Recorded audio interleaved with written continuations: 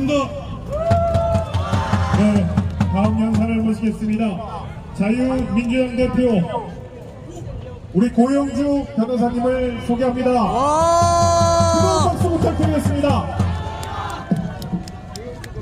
고영주 변호사 동지 선후배 여러분, 그리고 존경하는 고양시와 경기 도민 여러분, 안녕하십니까? 자유민주당 대표 고영주 변호사입니다. 여러분, 윤석열 대통령이 지금 탄핵 심판 중인 거 아시죠? 윤석열 대통령이 탄핵되고 민주당이 집권하면 대한민국이 공산화된다는 사실도 알고 계십니까? 그런데 우리나라 국민 중에 윤석열 대통령이 탄핵되면 안 된다고 주장하는 사람이 40%가 채 안 됩니다. 시간 문제다 라고 얘기했다가 문재인한테 고소당해서 민사소송, 형사소송, 행정소송 7년 동안 시달린 사실을 알고 계시죠? 그 세 가지 소송에서 제가 전부 승리한 거 알고 계십니까? 그러면 제 말이 맞은 거 아닙니까?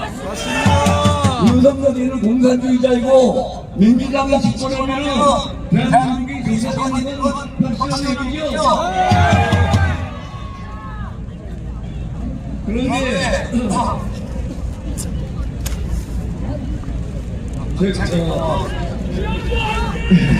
감사합니다. 그런데 이제 와서 저보고 아니 문재인이 대통령 되면 대한민국이 적화된다고 했는데 적화된 게 맞느냐 아직 안 됐지 않느냐 이렇게 말하는 분이 계십니다. 그런데 문재인이 대통령 돼서 대한민국을 공산화하려고 했던 거 여러분 알고 계십니까? 2018년도에 문재인이가 대한민국 헌법을 인민민주주의 헌법으로 바꾸려고 했던 거 알고 계십니까? 인민민주주의 헌법이라는 거는 북한과 같은 공산주의 국가로 되는 거라는 거 알고 계시죠? 2018년도에 더불어민주당에서 헌법 개정을 하려고 했는데 그 헌법 개정 중에서 뭐가 제일 문제가 됐는지 아시죠? 자유민주주의라는 말에서 자유를 빼고 그냥 민주주의로 바꾸려고 그런 거 아닙니까? 맞습니다. 저들은 그냥 민주주의 해도 그 말 안에 자유민주주의로 포함된다고 얘기를 하는데 그 말이 거짓말인 거 아시죠? 자유민주주의가 틀리다고 해가지고 자유를 빼고 그냥 민주주의를 바꾸면은 그 민주주의라는 용어 안에는 자유민주주의를 포함이 안 되는 겁니다. 그리고 특히 저같이 공안을 전공한 사람들은 더불어민주당의 뜻을 잘 알고 있습니다. 왜냐하면은 우리나라 좌익 세력들은 전부 북한이 시키는 대로 하고 또 북한이 하는 걸 그대로 따라하고 있기 때문입니다. 그러면은 더불어민주당이 우리나라를 공산주의 국가로 바꾸려고 했던 거를 어떻게 알게 됐느냐? 2010년도에 북한 조선노동당이 노동당 규약을 개정했습니다. 그때 대남 적화혁명 전략을 좀 전에 민족해방 인민민주주의 혁명 전략에서 인민을 빼고 민족해방 민주주의 혁명 전략으로 바꿨습니다. 그런데 그 당시 공안을 전국하던 분들이 왜 갑자기 민족해방 인민민주주의 혁명 전략에서 인민을 빼고 민족해방 민주주의 혁명 전략으로 바꿨느냐 굉장히 궁금해졌습니다. 그런데 나중에 알고 보니 쟤네들은 인민민주주의가 진짜 민주주의고 자유민주주의는 가짜 민주주의라고 주장합니다.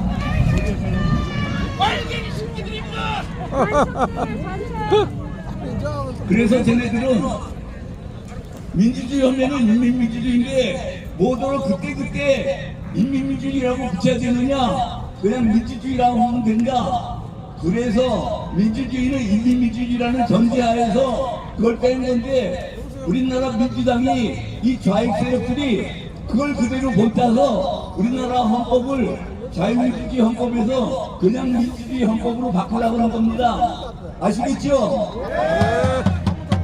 그러면은 2018년도에 헌법을 개정을 하다가 못했는데 그게 왜 못하게 됐습니까? 우리 자유우파 애국 세력들이 온몸을 던져서 막았기 때문에 막아진 거 아닙니까? 그런데 얘네들이 헌법 개정에 실패했으면은 그러면은 우리나라 공산을 하려는 생각을 그만뒀을까요?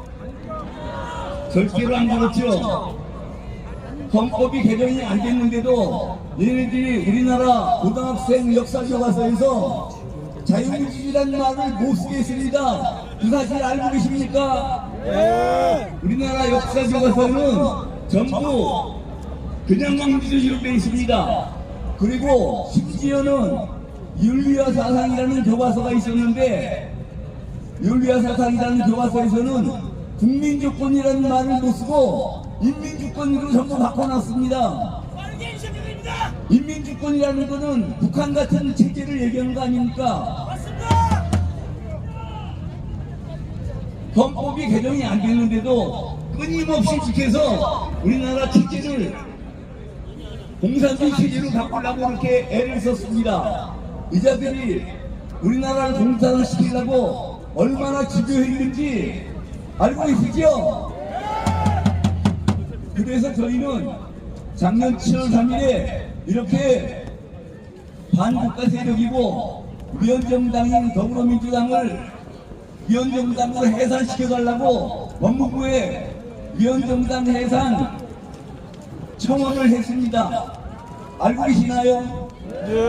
그래서 저희가 더불어민주당 해산 국민의정 본부 명의로 더불어민주당 해산 청원을 받고 있습니다. 가시다가 그런 청원 받는 데를 보시면은 많이 서명해 주시기 바랍니다. 그런데 우리가 위원정당 해산 심판 청원을 할 때만 해도 우리나라 제1야당을 어떻게 위원정당이라고 하고 반국가 세력이라고 할 수 있느냐라고 많은 국민들이 의심을 했는데 그거를 윤석열 대통령은 알고 있었습니다.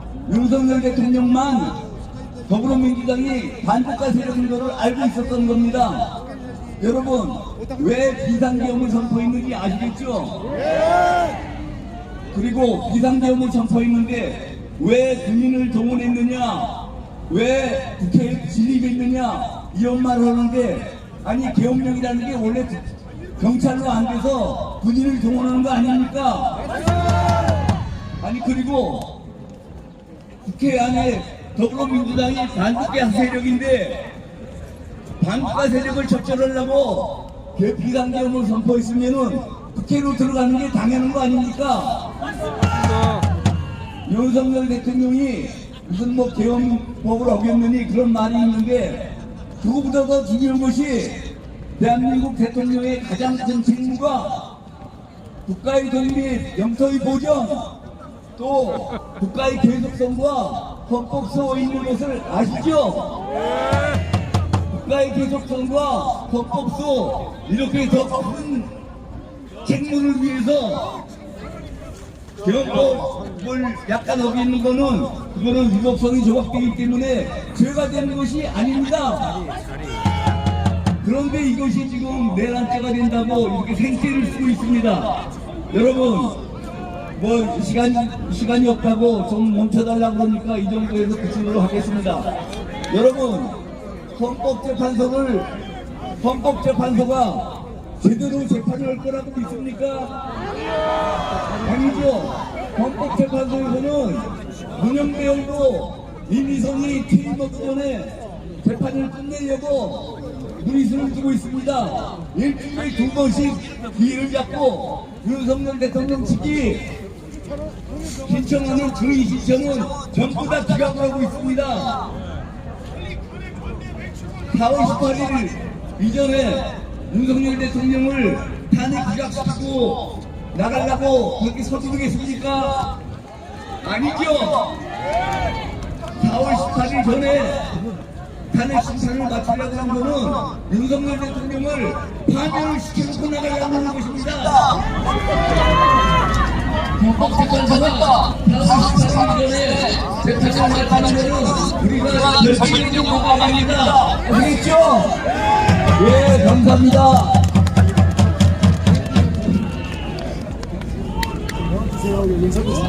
네, 자유를 지키는 우리 고영주 변호사님이었습니다. 큰 박수 부탁드리겠습니다. 네, 이 열기, 뜨거운 열기를 몰아서 우리 MZ 세대들이 요즘에 즐겨 듣는 음악입니다. 우리